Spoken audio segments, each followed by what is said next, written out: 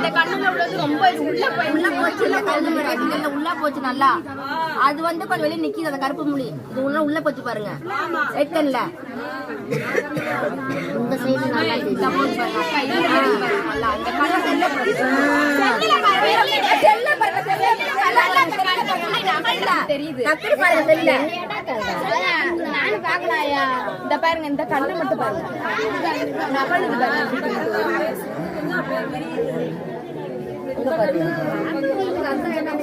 ஆட்டாதீங்க மாமா.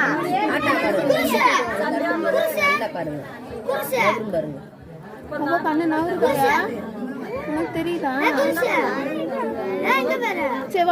சின்ன பிள்ளை கண்ணுக்கு நல்லா தெரியும்.